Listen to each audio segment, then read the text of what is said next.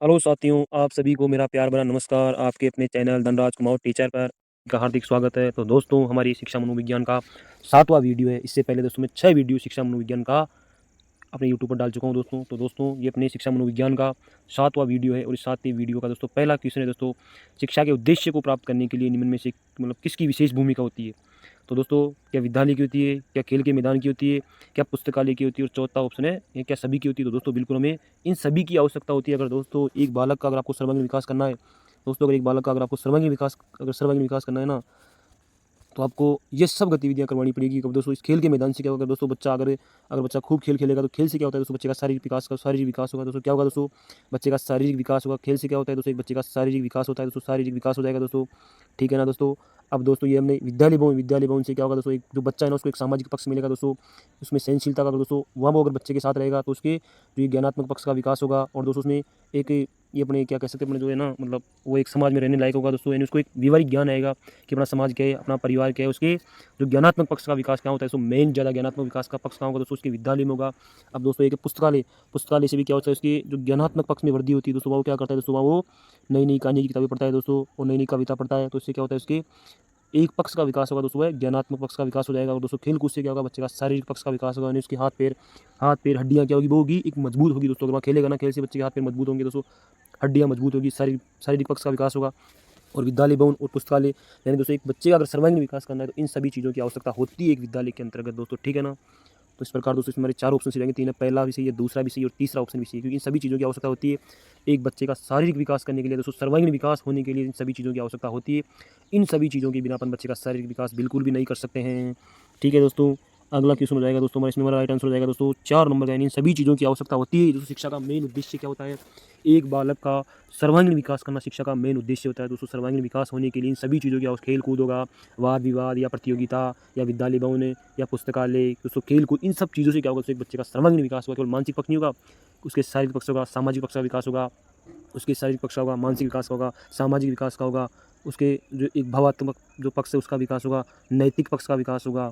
ठीक है दोस्तों, इन सब चीज़ों का विकास करने के लिए विद्यालय में सभी चीज़ों का होना बहुत ही ज़रूरी है दोस्तों। दोस्तों अपना अगला क्वेश्चन रहेगा दोस्तों, 2 नंबर का हमारा क्वेश्चन रहेगा दोस्तों। देखो क्या कह रहा है क्वेश्चन, समझना दोस्तों, शिक्षण और अधिक प्रभावी हो सकता है जबकि, पहला ऑप्शन है दोस्तों, पहला ऑप्शन क्या है दोस्तों हमारा, अधिगम शिक्षक द्वारा निर्देशित एवं नियंत्रित हो। तो दोस्तों ये बिल्कुल ही गलत है, क्योंकि दोस्तों हमारा शिक्षण और ये अधिगम है ना, ये कब प्रभावी होता है, उसमें बच्चे ज़्यादा से ज़्यादा दोस्तों मतलब कब सीखते हैं, जब बच्चा स्वयं का काम स्वयं करता है। तो एक बच्चा क्या सीखता है दोस्तों, वो अपने से ज़्यादा सीखता है, शिक्षक से भी ज़्यादा सीखता है। जब बच्चा अपने स्वयं के हाथ से काम करता है ना दोस्तों, तो बच्चा दोस्तों क्या होता है, बहुत ज़्यादा सीखता है। अब देखो दोस्तों यहाँ क्या शब्द आ रहा है दोस्तों, एक शिक्षक उसको क्या कर रहा है दोस्तों, उसको क्या दे रहा है, आदेश दे रहा है दोस्तों।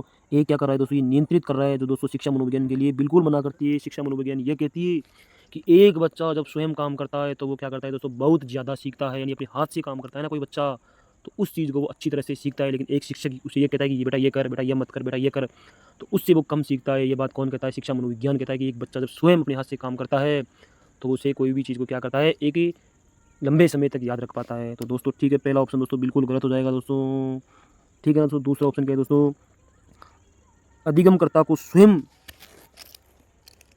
स्वयं करने की स्वायत्ता व नियंत्रण दिया जाए। तो दोस्तों ये बिल्कुल सही हो जाएगा दोस्तों, यानी एक जो अधिगम करता है अगर वो स्वयं सीखेगा दोस्तों किसी चीज़ को, तो उसे याद होगी। हमारा शिक्षा मनोविज्ञान भी दोस्तों यह कहता है कि एक बालक जब अपने स्वयं के हाथ से अगर कोई काम करता है ना, तो दोस्तों क्या करता है, उसे भूलता नहीं है।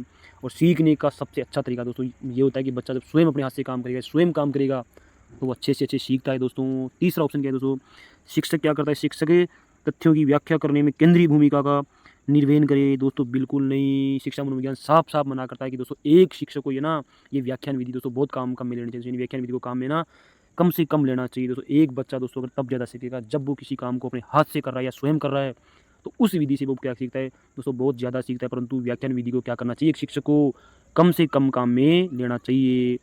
अब चौथा ऑप्शन क्या है दोस्तों, यानी ये क्या है दोस्तों, एक कक्ष में शिक्षक निर्देशित विधियों का उपयोग किया जाए। दोस्तों बिल्कुल गलत है दोस्तों। एक बच्चा दोस्तों, मान लो दोस्तों एक बच्चा है दोस्तों, अगर ये बच्चा दोस्तों अपने स्वयं के हिसाब से काम कर रहा है तो ये ज़्यादा सीखेगा दोस्तों। लेकिन एक शिक्षक उसे ये ज्ञान दे रहा है कि बेटा तू मतलब ये कर, तू बेटा ये काम कर, तू बेटा ये काम कर, तो दोस्तों ये बच्चा क्या करेगा दोस्तों, मतलब कम सीखेगा। जब ये बच्चा अगर खुद अपने हाथ से काम करेगा तो ये किसी कार्य को दोस्तों बहुत ज़्यादा सीख जाएगा दोस्तों। लेकिन एक शिक्षक उसको क्या दे रहा है, निर्देश दे रहा है कि बेटा तू ये कर बेटा, ये कर बेटा, ये कर बेटा, ऐसे नहीं ऐसे कर बेटा, नहीं ऐसे कर, परंतु वो बच्चा स्वयं अपने हाथ से काम कर रहा है, स्वयं किसी काम को अगर वो कर रहा है तो वो क्या सीख पाएगा दोस्तों, यानी बच्चा है ना ज़्यादा से ज़्यादा सीख पाएगा। हमारा शिक्षा मनोविज्ञान एक ही बात पर बल देता है कि जब बच्चा अगर स्वयं काम करेगा किसी फील्ड में तो वो क्या करता है, बहुत ज़्यादा सीख जाएगा दोस्तों। तो दोस्तों इसमें हमारा सही आंसर क्या हो जाएगा, 2 नंबर का हमारा सबसे राइट आंसर हो जाएगा दोस्तों। यानी एक शिक्षक को मनोविज्ञान क्या मानता है, शिक्षक को यह मानता है मनोविज्ञान कि एक शिक्षक दोस्तों हमारा क्या हो सकता है, वो हमारा वो सुविधा प्रदाता हो सकता है या फिर वो फैसिलिटेटर हो सकता है, यानी दोस्तों हमारी वो एक सहायक रूप में हो सकता है शिक्षक। परंतु दोस्तों सीखने में सबसे ज़्यादा भूमिका किसकी होती है, एक बालक, खुद बालक की होती है दोस्तों। शिक्षक तो क्या होता है, शिक्षक तो दोस्तों एक सहायक करता होता है, एक फैसिलिटेटर होता है, एक सुविधा प्रदाता हो सकता है, परंतु सीखने में सबसे बड़ी भूमिका किसकी होती है, तो एक बालक की होती है। बालक दोस्तों अगर चाहेगा नहीं तो उसे कोई नहीं सिखा सकता, अगर बालक खुद चाहेगा तो दोस्तों कोई भी सिखा सकता है, फिर बालक दोस्तों अपने आप भी सीख सकता है। ठीक है दोस्तों, हमारा दूसरा ऑप्शन दोस्तों सही हो जाएगा। यानी दोस्तों एक दोस्तों हमारा सबसे ज़्यादा जो शिक्षण है ना, वो अगर सक्रिय प्रभावी होगा कभी, जब एक बच्चा दोस्तों खुद अपने हाथ से काम करेगा या खुद सीखेगा तो हमारा शिक्षण क्या हो सकता है दोस्तों, वो प्रभावी हो सकता है। ठीक है ना दोस्तों, दूसरा ऑप्शन क्या हो जाएगा दोस्तों, हमारा बिल्कुल राइट हो जाएगा। आगे चलते हमारा तीसरा क्वेश्चन है दोस्तों। अब देखो दोस्तों, निम्नलिखित में से कौन सा रायबरन के अनुसार शिक्षा के 3 संबंधों में सम्मिलित नहीं है। अब देखो दोस्तों, ने 3 संबंध बताए दोस्तों, 3 संबंध बताए दोस्तों, उसने 3 संबंध बताए तो दोस्तों सुनना कौन कौन से संबंध बताए नहीं दोस्तों। अगर शिक्षा में दोस्तों ने 3 पक्ष बताए, 3 पक्ष कौन कौन से बताए दोस्तों ने बताया दोस्तों, सुनना एक बात दोस्तों। एक क्या है दोस्तों, मेरे पास ये बच्चा है दोस्तों, क्या है दोस्तों मेरे पास बच्चा, ही क्या पूछ रहा है दोस्तों, नहीं है दोस्तों, ये पूछ रहा है नहीं है। तो दोस्तों पहला क्या है दोस्तों, बच्चा है, मैंने दोस्तों ने बताया कि बच्चा सीखने में किस किस की भूमिका होती है, तो दोस्तों ये क्या है, बच्चा है। तो दोस्तों बच्चा और पहला ऑप्शन क्या हो जाएगा, तो बच्चा और शिक्षक से इन्होंने संबंध बताया। यानी दोस्तों ये बच्चा और शिक्षक से इन्होंने क्या बताया, संबंध बताया। एक बताया दोस्तों बच्चा और समाज, दोस्तों समाज की भूमिका भी होती है बच्चे के सीखने में, दोस्तों बच्चे को शिक्षा देने में, और दोस्तों बच्चे को शिक्षा देने में दोस्तों एक शिक्षक की भूमिका होती है, एक हमारे इस समाज की होती है, और एक दोस्तों क्या होती है हमारी विषय वस्तु का। यानी शिक्षा में दोस्तों 3 पक्ष को महत्वपूर्ण बताया, एक बच्चा, एक समाज और एक शिक्षक। दोस्तों एक होता है बच्चा, यानी एक बच्चा का संबंध किससे होता है, समाज से होता है, उसके एक शिक्षक से होता है, और उसके किससे होता है, विषय से होता है दोस्तों। यानी एक बच्चा, इस बच्चे के चारों तरफ कौन होता है, उसका समाज है, उसका शिक्षक है, और उसका क्या है दोस्तों, ये विषय हो जाएगा। यानी दोस्तों एक बच्चा है दोस्तों, मान लो ये क्या है, बच्चा है दोस्तों, इस जो ये बच्चा ना, इस बच्चे की शिक्षा में दोस्तों यानी किस किस की भूमिका होती है दोस्तों। एक तरफ तो कौन होता है, शिक्षक होता है दोस्तों, शिक्षक होता है दोस्तों। एक कौन होता है दोस्तों, हमारा समाज होता है। एक कौन होता है तो समाज, एक तरफ शिक्षक है, एक तरफ हमारा समाज हो जाएगा, और एक तरफ दोस्तों हमारा क्या हो जाएगा, हमारा विषय हो जाएगा दोस्तों। यानी इन 3 तत्वों को दोस्तों शामिल किया, शिक्षा के 3 तत्व बताए दोस्तों। बच्चा, ये एक बच्चा है, इस बच्चे के चारों तरफ कौन होता है दोस्तों, एक शिक्षक होता है, एक विषय होता है, और एक दोस्तों समाज होता है। यानी इन सब चीज़ों के योगदान से एक बच्चा क्या होता है, आगे बढ़ पाता है दोस्तों। ठीक है ना दोस्तों, तो दोस्तों इस प्रकार हमारा तीसरा ऑप्शन बिल्कुल गलत हो जाएगा दोस्तों, क्योंकि यहाँ क्या दे रखा है, शिक्षक और विषय दे रखा है दोस्तों, नहीं यहाँ हो सकता है एक है बच्चा है। तो दोस्तों इस बच्चे का संबंध क्या होगा दोस्तों, इस शिक्षक से होता है। इस बच्चे का विकास में दोस्तों सबसे ज़्यादा शिक्षक का योगदान होगा, जो अपनी विषय वस्तु जो पढ़ाता है बच्चे, एक शिक्षक जो अपने बच्चों को पढ़ाता है तो वो अपनी विषय वस्तु का रोल भी होता है, यानी विषय वस्तु का रोल भी होगा। तो दोस्तों इस समाज का रोल भी होगा और इस शिक्षक का रोल भी होगा दोस्तों। तो ये तब जाकर एक बच्चे का विकास होगा दोस्तों, यानी इस समाज का रोल होगा, इस विषय का रोल होगा, और इसे शिक्षक का रोल होगा इस बच्चे के विकास के अंतर्गत दोस्तों। यानी ये 3 प्रकार के संबंध बताएं दोस्तों, किसने 3 प्रकार के संबंध बताए दोस्तों, रायबरन दोस्तों, एक बहुत बड़े शिक्षाविद थे। यानी एक शिक्षा के क्षेत्र में ये 3 संबंध होते हैं दोस्तों। यानी कोई बच्चा है, इस बच्चे का संबंध दोस्तों किससे होता है, अपने समाज से होता है। ये बच्चा है दोस्तों, इस बच्चे का संबंध अपने किससे होता है, जो अपने विषय से होता है। ये बच्चा, इसका संबंध किससे होता है, अपने शिक्षक से होता है, अपने गुरुजी से होता है दोस्तों। ठीक है ना, तो इस प्रकार दोस्तों हमारा तीसरा ऑप्शन बिल्कुल गलत हो जाएगा दोस्तों। एक बच्चे को शिक्षा देने के लिए 3 चीज़ें का होना बिल्कुल जरूरी है दोस्तों। किसके अनुसार, रायबरन के अनुसार दोस्तों। रायबरन हमारे एक बहुत बड़े शिक्षाविद थे, उनके अनुसार एक बच्चे को शिक्षा देने के लिए इन 3 चीज़ों का होना जरूरी है दोस्तों। एक तो समाज का, एक उसके विषय वस्तु का, और उसके एक अगर गुरुजी होगा दोस्तों, अगर दोस्तों उस गुरुजी के पास विषय वस्तु नहीं होगी तो क्या पढ़ाएगा दोस्तों। तो दोस्तों एक तो होना चाहिए एक शिक्षक, एक विषय और एक समाज। इन तीनों चीज़ों से दोस्तों एक बच्चे का शिक्षा हो सकती है, शिक्षा दे सकते हैं। तो दोस्तों इस प्रकार रायबरन के अनुसार दोस्तों 3 ये संबंध बताए गए। चलते हैं दोस्तों अपना आगे की ओर। हमारा अगला क्वेश्चन है दोस्तों, निम्नलिखित में से कौन सा शिक्षा मनोविज्ञान के अध्ययन की वस्तुनिष्ठ विधि नहीं है। अब देखो दोस्तों, वस्तुनिष्ठ एक तो होती है वस्तुनिष्ठ दोस्तों, एक होती है आत्मनिष्ठ। एक तो होती है दोस्तों वस्तुनिष्ठ, एक होती है दोस्तों हमारी आत्मनिष्ठ। अब देखो दोस्तों, एक तो होती है वस्तुनिष्ठ, एक होती है आत्मनिष्ठ। अब देखो दोस्तों, मेरे पहले हमारा आंसर करते हैं दोस्तों, आत्मनिरीक्षण विधि। जो हमारा आत्मनिरीक्षण विधि दोस्तों क्या हो जाएगी, दोस्तों हमारी आत्मनिष्ठ विधि। दोस्तों हमारा आंसर क्या हो जाएगा, यानी इसमें क्या पूछ रहा है, ये वस्तुनिष्ठ विधि नहीं है दोस्तों, वस्तुनिष्ठ विधि नहीं है दोस्तों। कौन सी नहीं है वस्तुनिष्ठ विधि, तो दोस्तों हमारी हो जाएगी आत्मनिष्ठ विधि। कौन सी हो जाएगी, जो आत्म है ना, आत्मनिरीक्षण विधि। आत्मनिरीक्षण विधि दोस्तों कौन सी विधि हो जाएगी दोस्तों, ये आत्मनिष्ठ दोस्तों। एक होती है वस्तुनिष्ठ, एक होती है आत्मनिष्ठ विधियाँ।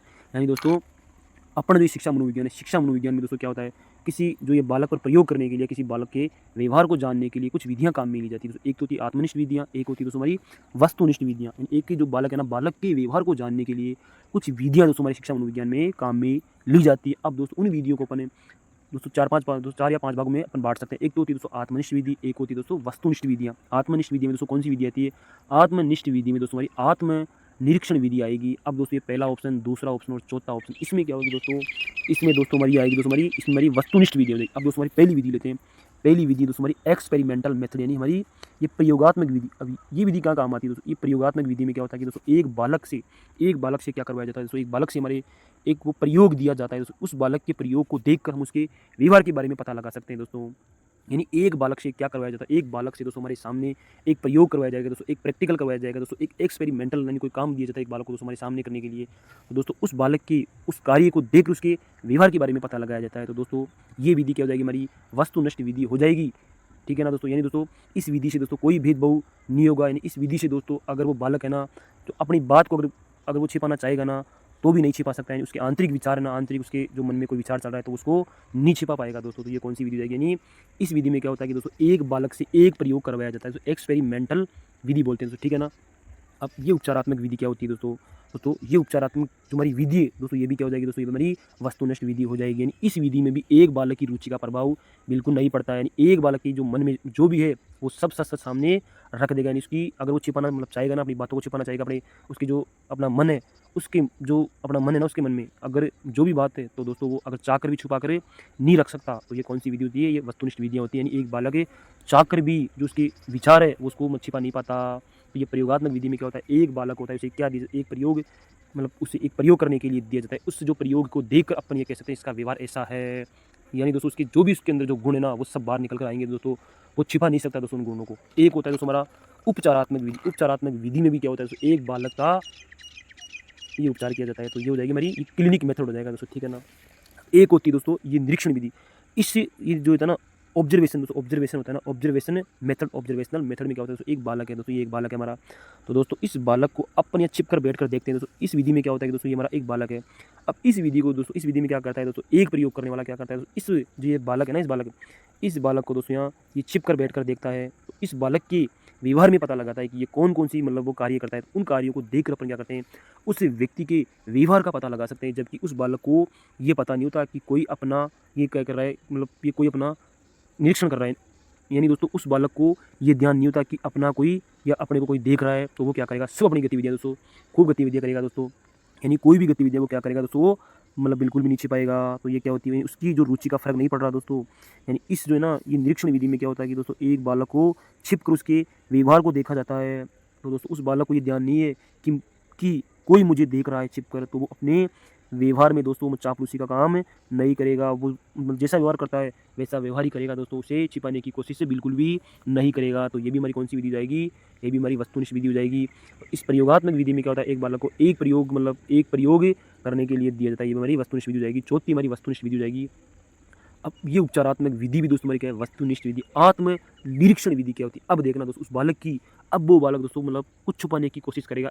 इस विधि में क्या होता है कि दोस्तों एक बालक से ये कहा जाता है कि आप अपने बारे में 2 विचार लिखिए, या आप है ना अपने बारे में कुछ बातें मेरे साथ शेयर कीजिए। तो दोस्तों वो बालक क्या करेगा, जो अपने जो है ना मन की मतलब अच्छी बातों को तो सबके सामने रखेगा, लेकिन उस बालक के अंदर जो बुराई है वो उसको सबके सामने नहीं रखेगा। तो दोस्तों क्या हो जाएगी, उसकी आत्मा का प्रभाव पड़ रहा है, दोस्तों उसकी रुचि का प्रभाव पड़ रहा है। दोस्तों वो अपने को सही बात तो बता देगा कि जो मेरे अंदर ये गुण है, या फिर दोस्तों परंतु वो क्या करेगा, उसके अंतर्गत जो अवगुण है वो उसको क्या कर सकता है दोस्तों, उनको छिपा लेगा। आत्म निरीक्षण विधि में क्या होता है कि दोस्तों एक बालक से ये कहा जाता है कि आप अपने बारे में 2 शब्द लिखिए, आप अपने बारे में क्या जानते हो, या फिर आपके अंदर क्या गुण है, क्या अवगुण है। तो दोस्तों वो बालक क्या करेगा, अपने जो सभी गुण हैं वो उसको मतलब शेयर कर देगा, परंतु अवगुण है वो किसी को भी नहीं बताएगा। तो दोस्तों इस विधि को क्या कहेंगे, आत्मनिष्ठ विधि कहेंगे। क्योंकि दोस्तों ये विधि कौन सी, इस विधि में क्या होता है कि दोस्तों वो बालक है ना वो अपने अवगुण छिपा रहा है, लेकिन दोस्तों ये क्या है, ये प्रयोगात्मक विधि में क्या करता है, उसके गुण और अवगुण दोस्तों हमारे सामने आएंगे। और ये ना ये निरीक्षण विधि, तो इसमें भी क्या होंगे दोस्तों, बालक के दोस्तों गुण और अवगुण दोस्तों हमारे सामने आएंगे। और ये ना जो उपचारात्मक विधि, तो क्या होगा दोस्तों, इसके अंतर्गत भी क्या होगा, एक बालक है ना उसके जो गुण और अवगुण सामने आएंगे। लेकिन आत्मनिरीक्षण विधि में क्या होता है कि दोस्तों उस बालक से ये पूछा जाता है कि आप अपने कुछ बारे में लिखिए, यानी उसके गुण और अवगुण क्या है आपके अंतर्गत। तो दोस्तों वो क्या करेगा, अपने गुण शेयर करेगा, परंतु अवगुण को वो छिपा लेगा। तो दोस्तों क्या हो जाएगी, आत्मनिष्ठ विधि है, जिसमें उसकी आत्मा का अपने जो अवगुण को छिपा रहा है, परंतु अपने जो गुण है वो केवल मतलब वो उसी को बता पा रहा है दोस्तों। ठीक है ना दोस्तों। तो दोस्तों इस प्रकार हमारा तीसरा ऑप्शन हो जाएगा। तीसरा ऑप्शन आत्मनिरीक्षण विधि क्या हो जाएगी दोस्तों, हमारी आत्मनिष्ठ विधि है। पहली विधि कौन सी, हमारी वस्तुनिष्ठ विधि है। दूसरी कौन सी, वस्तुनिष्ठ है। चौथी कौन सी, हमारी वस्तुनिष्ठ विधि है। तो दोस्तों ठीक है, आगे चलते हैं दोस्तों अपन शिक्षा और मनोविज्ञान का उभयनिष्ठ लक्ष्य है दोस्तों। शिक्षा और मनोविज्ञान का उभयनिष्ठ लक्ष्य क्या है? शिक्षा और मनोविज्ञान का उभयनिष्ठ क्या है दोस्तों? एक बालक का सर्वांगीण विकास करना है दोस्तों। एक बालक का सर्वांगीण विकास करना है। शिक्षा और मनोविज्ञान का मेन उद्देश्य क्या है? एक बालक के व्यवहार को जानकर उस बालक का सर्वांगीण विकास होना, या सर्वांगीण विकास ही करना शिक्षा मनोविज्ञान का मेन उद्देश्य है। एक बालक को मैं किस प्रकार सिखा सकता हूँ? एक बालक को मैं किस प्रकार सिखा सकता हूँ? एक बालक का मैं सर्वांगीण विकास किस प्रकार कर सकता हूँ? इन सब चीज़ों पर जोर कौन देता है? हमारा शिक्षा मनोविज्ञान देता है। यानी शिक्षा को लेकर इसमें खोज होती रहती है कि एक बच्चे को मैं ज़्यादा से ज़्यादा किस प्रकार सिखा सकता हूँ, या फिर किस विधि से सिखा सकता हूँ। इन सब चीज़ों को लेकर खोज कौन करता है? शिक्षा मनोविज्ञान ही तो करता है। अब देखो दोस्तों, शिक्षा और मनोविज्ञान का उभयनिष्ठ लक्ष्य है दोस्तों। अब सुनना मेरी बात, शिक्षा का संबंध संपूर्ण मानव जीवन से है दोस्तों। यानी शिक्षा मनोविज्ञान का क्या होता है दोस्तों? शिक्षा मनोविज्ञान मानव के शैक्षिक वातावरण में व्यवहार के अध्ययन तक की सीमित है। यानी दोस्तों इसमें क्या होता है? ये तो है दोस्तों मेरा एक बालक, इस बालक से जुड़े दोस्तों, यानी इस बालक से जुड़े, यानी शिक्षा से जुड़े हर पक्ष का अध्ययन शिक्षा मनोविज्ञान के अंतर्गत किया जाता है। उसकी शिक्षा को प्रभावित करने वाले जो भी कार्य, चाहे समाज हो, चाहे परिवार हो, चाहे उसका घर हो, तो उन सब चीज़ों का अध्ययन शिक्षा मनोविज्ञान के अंतर्गत होता है। तो दोस्तों इसमें क्या होता है? तो दोस्तों इसमें मेरे हिसाब से क्या होना चाहिए दोस्तों? यानी शिक्षा और मनोविज्ञान में क्या होता है? यानी एक बालक की शिक्षा से जुड़े हर पहलू पर काम होता है दोस्तों। तो उसमें कोई भी ऑप्शन सही नहीं है दोस्तों। अब देखो दोस्तों, यानी एक बालक है ना दोस्तों, उस बालक से शिक्षा से जुड़े हर पहलू का काम कहाँ होता है? शिक्षा मनोविज्ञान के अंतर्गत होता है। यानी यानी दोस्तों शिक्षा के पक्ष को लेकर काम कहाँ होता है? शिक्षा का मनोविज्ञान, शिक्षा के मनोविज्ञान में होता है। एक बालक है, उससे जुड़े शिक्षा का जो पक्ष है, उससे जुड़े जो शिक्षा को लेकर कहाँ काम होता है? शिक्षा मनोविज्ञान में काम होता है। एक बालक से जुड़े शिक्षा के हर पहलू का काम शिक्षा मनोविज्ञान के अंतर्गत होता है। तो उसमें ऐसा कोई ऑप्शन ही अपने को सामने नहीं दिखाई दे रहा है। तो उसमें क्या होना चाहिए? शिक्षा से जुड़े हर पक्ष का अध्ययन कहाँ होता है? यानी एक बालक से जुड़े शिक्षा से हर पहलू का काम कहाँ होता है? शिक्षा मनोविज्ञान के अंतर्गत होता है। चाहे उसका शारीरिक पक्ष हो, मानसिक पक्ष हो, भावात्मक पक्ष हो, चाहे उसका क्रियात्मक पक्ष हो, उन सब पक्षों का अध्ययन कहाँ होता है? शिक्षा मनोविज्ञान के अंतर्गत होता है दोस्तों। दूसरे इसमें अपने को ऐसा कोई ऑप्शन सामने बिल्कुल नहीं दिखाई दे रहा है। अब आप देख सकते हो, शिक्षा मनोविज्ञान मानव के शैक्षिक वातावरण में व्यवहार के अध्ययन तक की सीमित है। यानी शिक्षा मनोविज्ञान में क्या होता है? मानव के शैक्षिक पक्ष को, मतलब शैक्षिक पक्ष को लेकर ही काम किया जाता है। शैक्षिक पक्ष से जुड़े सभी पक्षों पर काम किया जाता है। चाहे शारीरिक पक्ष हो, चाहे मानसिक पक्ष हो, चाहे उसका भावात्मक पक्ष हो, चाहे उसका जो क्रियात्मक पक्ष हो, इन सभी ये पक्ष क्या होते हैं? ये सभी पक्ष दोस्तों एक मानव की शिक्षा से जुड़ रखे हैं। तो इन सब पे जो पक्ष है ना, तो उन सब ये पक्षों पर काम होता है। ठीक है ना दोस्तों, आगे चलते हैं अपन। हाँ देखो, समस्या समाधान स्थिति के बारे में संज्ञानवादी कहते हैं दोस्तों। समस्या समाधान, देखो संज्ञानवादी क्या होने सो? संज्ञानवादी दोस्तों हमारे जीन पियाजे हैं दोस्तों। जीन पियाजे संज्ञानवादी मनोविज्ञानी कौन है? अब देखो दोस्तों, हमारे जो ये मनोविज्ञान है दोस्तों, हमारी जो ये मनोविज्ञान, उस मनोविज्ञान के अंतर्गत क्या होता है दोस्तों? हमारे पास कुछ संप्रदाय होते हैं। यानी कुछ विद्वान तो बिल्कुल ये मानते हैं कि दोस्तों जो हमारे बच्चे ना, वो अपनी चिंतन प्रक्रिया से सीखते हैं, और हमारे कुछ विद्वान ये मानते हैं कि वो अभ्यास से सीखते हैं। तो दोस्तों समस्या समाधान स्थिति के बारे में संज्ञानवादी कहते हैं कि दोस्तों, संज्ञानवादियों का मानना है कि दोस्तों एक बच्चे अपने ज्ञान का निर्माण करते हैं। एक बच्चे अपने ज्ञान का निर्माण स्वयं करते हैं, और अपनी जो ये मानसिक क्रिया होती है, सोचना, विचारना, यानी तर्क करना या फिर चिंतन करना के द्वारा सीखते हैं। लेकिन हमारे ये जो है ना, ये व्यवहारवादी ये मानते हैं कि दोस्तों एक बच्चा सीखता है यानी प्रयास और त्रुटि के कारण ही सीखता है। यानी व्यवहारवादी क्या मानते हैं दोस्तों? एक जो बालक है ना, उसका सीखने का तरीका क्या होता है दोस्तों? उसके सीखने का जो तरीका होता है वो दोस्तों उसकी प्रयास और ये त्रुटि होती है। लेकिन हमारे संज्ञानवादी क्या मानते हैं? संज्ञानवादी दोस्तों ये मानते हैं कि एक बच्चे के सीखने में सबसे बड़ी भूमिका होती है उसकी ये मानसिक क्रियाओं की, यानी सोचना, विचारना या तर्क करना या चिंतन करना के कारण एक बच्चा सीखता है। लेकिन व्यवहारवादी क्या मानते हैं दोस्तों? व्यवहारवादी ये मानते हैं कि एक बच्चे के सीखने में सबसे बड़ी भूमिका उसके प्रयास की होती है, उसकी जो गलती होती है। एक बच्चा अपनी जो ये गलतियों के कारण ही सीखता है। लेकिन संज्ञानवादी मानते हैं कि हमारी मानसिक क्रियाओं के द्वारा सीखता है। यानी तर्क वितर्क करके, यानी चिंतन करना, सोचना या मनन करना के कारण अपन सीखते हैं। लेकिन ये व्यवहारवादी क्या मानते हैं कि एक बच्चा यानी प्रयास और त्रुटि के माध्यम से सीखता है। तो दोस्तों संज्ञानवादी क्या मानते हैं? संज्ञानवादी दोस्तों हमारी ये कहते हैं कि एक व्यक्ति के अंतर्गत दोस्तों हमारी ये जितनी भी ये मानसिक क्रियाएं पाई जाती है, सोचना, विचारना, तर्क करना या चिंतन करना, उन सब क्रियाओं के माध्यम से सीखते हैं। ये मानना है हमारा संज्ञानवादियों का। लेकिन हमारे व्यवहारवादियों का मानना है कि सीखने में क्या क्या होना चाहिए। तो एक बालक किस प्रकार सीखता है? यानी एक बालक ना जो प्रयास और त्रुटि और सहायता के माध्यम से सीखता है, यानी पुनर्बलन के माध्यम से सीखता है। ये हमारे व्यवहारवादियों का मानना है कि एक बालक ना जो प्रयास और त्रुटि और पुनर्बलन के कारण सीखता है। लेकिन हमारे संज्ञानवादियों का मानना है कि एक बालक अपनी मानसिक क्रियाओं के माध्यम से सीखता है, जिस प्रकार सोचना, विचारना, यानी ये सब हमारी मानसिक क्रियाएं, सोचना, विचारना या तर्क करना या चिंतन करना या मनन करना, तो इन सब क्रियाओं के माध्यम से एक बच्चा सीखता है। ये किसका मानना है? ये हमारे संज्ञानवादियों का मानना है। और हमारे व्यवहारवादियों का मानना है कि एक बालक है ना दोस्तों ये प्रयास और त्रुटि और पुनर्बलन के माध्यम से सीखता है। ठीक है दोस्तों, इसका राइट आंसर क्या हो जाएगा? 4 नंबर का राइट आंसर हो जाएगा दोस्तों। अगला क्वेश्चन चलते हैं दोस्तों, निम्नलिखित में से समस्या समाधान को क्या बाधित नहीं करता? समस्या समाधान को क्या बाधित नहीं करता? अब देखो दोस्तों, एक बच्चे को अपन कोई कार्य करने के लिए दिया जाए कि आपको इस कार्य को हल करना है, आपको इस सवाल को हल करना है, तो उसमें क्या होनी चाहिए दोस्तों, सूझ नहीं होगी दोस्तों उस बालक में, तो दोस्तों वो क्या नहीं करेगा, अगर दोस्तों सूझ नहीं होगी तो उस बालक को क्या करेगा, उस समस्या का समाधान नहीं कर सकता। मानसिक प्रारूपता उसमें होनी चाहिए, नहीं सोचने समझने की दोस्तों, उसके अंतर्गत दोस्तों उसका जो है ना दिमाग, उस दिमाग के अंतर्गत दोस्तों क्या होना चाहिए, कुछ मानसिक प्रतिबिंब होने चाहिए ताकि वो अपनी समस्या का समाधान कर सके। अब देखो दोस्तों, निर्धारण दोस्तों, वो ये निर्धारण कर सके कि इस समस्या का हल ये होगा, इस समस्या का हल ये होगा, अगर मैं ये काम करूँगा तो इसका मतलब ये निकलेगा, अगर ये काम करूँगा तो इसका हल मतलब ये निकलेगा। ठीक है ना दोस्तों। अब इसमें तीसरा ऑप्शन बिल्कुल गलत हो जाएगा दोस्तों, ये समस्या समाधान को बिल्कुल भी प्रभावित नहीं कर सकता। यानी पहला ऑप्शन सही हो जाएगा, दूसरा सही हो जाएगा, चौथा ऑप्शन सही हो जाएगा। चौथा ऑप्शन दोस्तों बिल्कुल गलत हो जाएगा। ये तीन चीज़ें ना हमारे समस्या समाधान को प्रभावित करती है। अगर ये तीन चीज़ उस बालक में नहीं होगी तो वो अपनी समस्या का समाधान बिल्कुल नहीं कर सकता है दोस्तों। अगर सूझ नहीं होगी तो समस्या का समाधान बिल्कुल नहीं कर सकता। मानसिक प्रारूप उसके अंदर दोस्तों, उसके जो दिमाग है उसमें अगर कुछ बिंब नहीं होंगे तो दोस्तों वो क्या कर सकता है, समस्या का समाधान नहीं कर सकता है। अगर दोस्तों वो यानी ये फिक्सेशन नहीं कर सकता तो अपनी समस्या का समाधान भी नहीं कर सकता। ये ना ये मोर्चाबंदी दोस्तों एक बिल्कुल ही हटकर चीज़ है। मोर्चाबंदी एक बिल्कुल अलग चीज़ होती है दोस्तों। ठीक है ना दोस्तों। देखो, परिवार बच्चे को निम्न प्रकार की शिक्षा देता है। जो परिवार है ना, परिवार दोस्तों देखो, शिक्षा दोस्तों तीन प्रकार की होती है, औपचारिक और अनौपचारिक और एक और प्रकार की होती है दोस्तों। तो शिक्षा औपचारिक शिक्षा कहाँ लेता है, औपचारिक शिक्षा दोस्तों एक बच्चा है ना वो कहाँ लेता है दोस्तों, अपने विद्यालय में लेता है, जिसका एक निश्चित समय होता है। एक मतलब वो क्या होता है उसका एक मतलब एक उसका एक निश्चित समय होता है, एक एक निश्चित पाठ्यक्रम होता है, एक निश्चित समय होता है, एक निश्चित उसकी एक जगह होती है, एक पाठ्यक्रम होता है, एक उसका एक रूपरेखा होती है, एक मतलब उसकी वो समय होता है। तो दोस्तों औपचारिक शिक्षा बच्चा कहाँ लेता है, उसके विद्यालय में लेता है। लेकिन ये अनौपचारिक शिक्षा बच्चा कहाँ लेता है, अपना जो परिवार है ना उस परिवार के अंतर्गत बच्चा कौन सी शिक्षा ग्रहण करता है, यानी अनौपचारिक, जहाँ कोई नियम कायदा नहीं है, जहाँ कोई नियम कायदे नहीं है, वो कौन सी शिक्षा होती है, अनौपचारिक शिक्षा होती है। जहाँ दोस्तों मतलब नियम कायदे हो अपने विद्यालय में दोस्तों, सीखने सिखाने के कुछ नियम होते हैं कि आपको 7 बजे स्कूल आना है, 1 बजे आपकी मतलब छुट्टी होगी। तो दोस्तों वो कौन सी शिक्षा है दोस्तों, औपचारिक शिक्षा है। लेकिन हमारी जो हमारा ये ना घर, हमारा परिवार, यहाँ ऐसा कोई नियम नहीं है कि आपको 1 बजे सीखना है, 7 बजे सीखना है, ऐसा कुछ नियम नहीं दोस्तों। यहाँ जो है जहाँ दोस्तों अगर नियम हो शिक्षा देने के दोस्तों तो वो हो जाएगी औपचारिक शिक्षा। जहाँ दोस्तों अगर मतलब बिल्कुल भी नियम नहीं है दोस्तों शिक्षा देने के दोस्तों, वो कौन सी शिक्षा हो जाएगी, अनौपचारिक शिक्षा। जो में मतलब कहाँ मिलती है, हमारी जो घर है, हमारा परिवार है, हमारा समाज, अपन मतलब कहीं भी चलते फिरते सीखते हैं दोस्तों, वो कौन सी शिक्षा हो जाएगी, अनौपचारिक शिक्षा हो जाएगी। औपचारिक शिक्षा दोस्तों एक बालक को कहाँ मिलती है, अपने विद्यालय के अंतर्गत मिलती है दोस्तों। एक निश्चित पाठ्यक्रम होता है, एक निश्चित यानी उसका जो समय होता है। ठीक है ना दोस्तों, यानी कुछ नियम होते हैं बच्चों को सीखने, 7 बजे स्कूल आना है तो आना ही है, 1 बजे छुट्टी होगी तो दोस्तों होगी, ये नियम होते हैं, उसे क्या कहते हैं, अपना औपचारिक शिक्षा कहते हैं। जहाँ कोई मतलब ये गाइडेंस या नियम कायदा नहीं होता दोस्तों, कौन सी होती है, अनौपचारिक शिक्षा होती है। ठीक है ना दोस्तों, आगे चलते हैं अपन।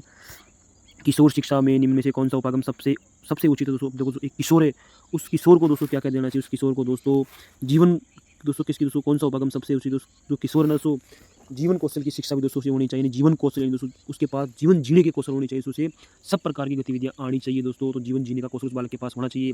सेक्स की शिक्षा भी दोस्तों उस बालक को दी जानी चाहिए, क्योंकि दोस्तों हमारे यहाँ उसको एक हीन भावना से देखा जाता है सेक्स की शिक्षा को दोस्तों। नहीं, उस बालक को हमारा शिक्षा मनोविज्ञान ये कहता है कि उस बालक को सेक्स की शिक्षा दो। जनसंख्या की शिक्षा भी उस बालक को मतलब उस बालक को एक ना जनसंख्या का ज्ञान भी होना चाहिए। तो दोस्तों इस क्वेश्चन में दोस्तों मेरे हिसाब से दोस्तों ये चारों क्वेश्चन होना चाहिए। पहला भी सही होना चाहिए, दूसरा भी सही होना चाहिए और तीसरा भी सही होना चाहिए। चौथा क्वेश्चन नहीं दोस्तों, इसमें तीनों सही होने चाहिए। एक किशोर को दोस्तों सेक्स की शिक्षा की आवश्यकता भी होती है दोस्तों, क्योंकि दोस्तों वो है ना 12 से लेकर और 19 वर्ष की एज में मतलब क्या कर रहा है, मेल खा रहा है, उसे जीवन कौशल की शिक्षा भी देनी चाहिए। ठीक है ना दोस्तों, जनसंख्या की शिक्षा का ज्ञान भी उसे होना चाहिए दोस्तों। इसमें तीनों काम उसे आने चाहिए ना किशोर, तो इसमें तीनों सही जाएंगे दोस्तों।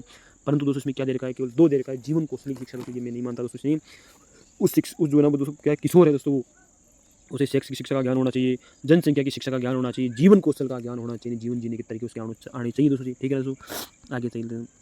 निम्नलिखित में से कौन सी शिक्षा मनोविज्ञान की प्राचीनतम विधि है। देखो शिक्षा मनोविज्ञान की दोस्तों सबसे प्राचीनतम विधि है दोस्तों। अब देखो दोस्तों मतलब कुछ विधियाँ होती है दोस्तों, आत्मनिष्ठ विधियाँ, कुछ होती है वस्तुनिष्ठ विधियाँ। आत्मनिष्ठ विधि के अंतर्गत एक विधि थी अंतःदर्शन विधि। अंतःदर्शन विधि दोस्तों शिक्षा मनोविज्ञान की सबसे प्राचीनतम विधि मानी जाती है, तो विलियम वुंट के द्वारा दी गई थी। विलियम वुंट के द्वारा दी गई थी कौन सी विधि, अंतःदर्शन विधि। किसके द्वारा दी गई थी, विलियम वुंट के द्वारा दी गई थी। इसके अंतर्गत क्या होता है कि दोस्तों एक बालक से ये पूछा जाता है कि आप अपने गुण और अवगुण दोनों हमारे सामने रखो। तो दोस्तों इसमें क्या होता है कि वो जो बालक है ना केवल अपने जो गुण ही सामने रखेगा, परंतु अवगुण है ना वो सामने बिल्कुल भी मतलब नहीं रखेगा दोस्तों। तो ये कौन सी विधि है, अंतर्दर्शन विधि। अपने अंदर झांक कर वो अपने बारे में बताता है कि मैं क्या हूँ, मैं चोर हूँ या मैं ईमानदार हूँ। तो दोस्तों ये कौन सी विधि होगी, अंतर्दर्शन विधि हो जाएगी, जो विलियम वुंट के द्वारा दी गई थी। ठीक है ना दोस्तों, शिक्षा मनोविज्ञान की सबसे प्राचीनतम विधि कौन मानी जाती है, अंतर्दर्शन विधि मानी जाती है, तो विलियम वुंट के द्वारा दी गई थी। ठीक है ना दोस्तों, जीवन इतिहास विधि दोस्तों विधि टाइडमैन के द्वारा दी गई थी। विकासात्मक विधि दोस्तों जीन पियाजे के द्वारा दी गई थी। आगे चलते हैं दोस्तों, शिक्षा मनोविज्ञान की प्राचीनतम विधि अंतर्दर्शन विधि को आत्म निरीक्षण विधि भी कहते हैं दोस्तों। ये आत्मनिष्ठ विधियों के अंतर्गत आती है। इसके अंतर्गत क्या होता है दोस्तों, एक बालक है ना अपने केवल गुण शेयर करता है परंतु अवगुण को छिपा लेता है। इस विधि में स्वयं के व्यवहार का अवलोकन किया जाता है। एक बालक से ये पूछा जाता है कि आप अपने बारे में अपने को 2 शब्द सुनाइए मुझे, तो दोस्तों वो अपने बारे में क्या करेगा, केवल गुण के बारे में शेयर करेगा, केवल अपने गुण बताएगा परंतु अवगुण नहीं बताएगा कि मैं चोर हूँ, मैं बेईमान हूँ। वो कहेगा कि मैं होशियार हूँ, मैं ईमानदार हूँ। तो दोस्तों वो कौन सी विधि जाएगी, वो आत्मनिष्ठ विधि जाएगी। अंतः दर्शन विधि शिक्षा मनोविज्ञान की सबसे प्राचीनतम विधि मानी जाती है। एक बालक के व्यवहार को जानने के लिए सबसे जो प्राचीन शिक्षा मनोविज्ञान की विधि कौन है, प्राचीनतम विधि मानी जाएगी अंतः दर्शन विधि, जो विलियम वुंड के द्वारा दी गई थी। अगले वाला क्वेश्चन दोस्तों हमारा, अगले वाला क्वेश्चन बाल मनोविज्ञान संबंधी। अब दोस्तों बाल मनोविज्ञान दोस्तों जिस प्रकार दोस्तों हमारा ये ना ये मनोविज्ञान की एक शाखा होती है शिक्षा मनोविज्ञान, उसी प्रकार दोस्तों हमारे एक मनोविज्ञान की एक शाखा होती है बाल मनोविज्ञान, जिसके अंतर्गत दोस्तों 0 से लेकर 16 या 18 साल तक के मतलब बच्चों का अध्ययन किया जाता है। उनका शारीरिक विकास किस प्रकार होता है, उनका मानसिक विकास किस प्रकार होता है, उनका सामाजिक विकास मतलब किस प्रकार होता है। तो दोस्तों इन चीज़ों का अध्ययन कहाँ करते हैं, अपन बाल मनोविज्ञान के अंतर्गत करते हैं। एक बच्चा जब 5 साल का हो जाएगा तो उसमें कितनी हड्डियाँ हो जाएगी, एक बालक जब 7 साल का हो जाएगा तो उसमें कितनी हड्डियाँ हो जाएगी, इन सब चीज़ों का अध्ययन अपन क्या करते हैं, बाल मनोविज्ञान के अंतर्गत करते हैं। एक बालक के सभी पक्षों का अध्ययन क्या करते हैं, मतलब अपन कहाँ करते हैं, उसका शारीरिक पक्ष है, उसका मानसिक पक्ष है, उन सब चीज़ों का अध्ययन अपन क्या करते हैं, बाल मनोविज्ञान यानी मनोविज्ञान की एक शाखा है बाल मनोविज्ञान, यानी 0 से लेकर 18 साल के बच्चों का इस पर काम होता है। 0 से लेकर 18 साल तक के बच्चों का मतलब काम होता है दूसरे पर। एक बालक की सामाजिक अंतःक्रिया, एक बालक को अपना समाज है ना वो किस प्रकार प्रभावित करता है, बिल्कुल इसका काम भी बाल मनोविज्ञान के अंतर्गत होता है। एक बालक परिपक्व मतलब किस प्रकार होता है, और आनुवंशिक प्रभाव एक बालक को किस प्रकार प्रभावित करते हैं। विकासात्मक अवस्था जैसे मानी शैशवावस्था है, या फिर उसकी बाल्यावस्था है, या फिर उसकी जो ये किशोरावस्था है, इन सब चीज़ों का जो प्रभाव है ना एक बालक पर किस प्रकार पड़ता है। एक बालक का शारीरिक विकास कब कब होता है और कब कब किस प्रकार से होता है। एक बालक का है ना जो मानसिक विकास कब कब होता है और ये कब कब हमारा कितना हो जाता है। इन सब चीज़ों का अध्ययन अपन क्या करते हैं, ये हमारी बाल मनोविज्ञान के अंतर्गत करते हैं दोस्तों। जिस प्रकार हमारी शिक्षा मनोविज्ञान हमारी एक ये मनोविज्ञान की एक शाखा है, उसी प्रकार दोस्तों एक शाखा होती है हमारी बाल मतलब ये बाल मनोविज्ञान, हमारी उस मनोविज्ञान की एक शाखा होती है दोस्तों, जहाँ दोस्तों 0 से लेकर 18 वर्ष तक के बालकों पर अध्ययन किया जाता है। उनका मानसिक विकास यानी किस प्रकार होता है। जब एक बालक 13 साल का हो जाएगा तो उसमें कितनी हड्डियाँ हो जाएगी, उसका मानसिक विकास कितना हो जाएगा, उसका शारीरिक विकास कितना हो जाएगा। ठीक है, इन सब चीज़ों का अध्ययन कहाँ किया जाता है, बाल मनोविज्ञान के अंतर्गत किया जाता है। यानी विकास की सभी अवस्था, जैसे जो हमारी शैशवावस्था हो गई, हमारी बाल्यावस्था हो गई, और ये हमारी किशोरावस्था होगी, इन सब चीज़ों का अध्ययन अपन क्या करते हैं, बाल मनोविज्ञान के अंतर्गत करते हैं। बाल मनोविज्ञान के अंतर्गत क्या करते हैं, 0 से लेकर 18 साल तक के बच्चों का अध्ययन किया जाता है। यानी एक बालक को उसका जो समाज है ना उसको मतलब किस प्रकार से प्रभावित करता है। एक बालक के विकास में उसके जो ये वंशानुक्रम और उसके समाज का मतलब क्या प्रभाव पड़ता है उस बालक के विकास पर, इन सब चीज़ों को लेकर काम होता है बाल मनोविज्ञान के अंतर्गत दोस्तों। 0 से लेकर 18 वर्ष तक के बच्चों का काम जिस शाखा में होता है मनोविज्ञान की वो शाखा है बाल मनोविज्ञान। बालकों पर काम होता है दोस्तों। बाल मनोविज्ञान क्या है, यानी बालकों पर काम होता है, बालकों के व्यवहार पर काम होता है, बालकों के शारीरिक पक्ष पर काम होता है, मानसिक पक्ष पर काम होता है, भावात्मक पक्ष पर काम होता है। यानी एक बालक के विकास में उसके समाज और उसके जो वातावरण के और उसके जो उसका ये ना मतलब क्या बोलते हैं उसको, ये वंशानुक्रम किस प्रकार एक बालक के विकास को प्रभावित करते हैं, उन सब चीज़ों को लेकर काम होता है बाल मनोविज्ञान के अंतर्गत। तो दोस्तों आज का अपने अंतिम क्वेश्चन है। जय हिंद, जय भारत दोस्तों।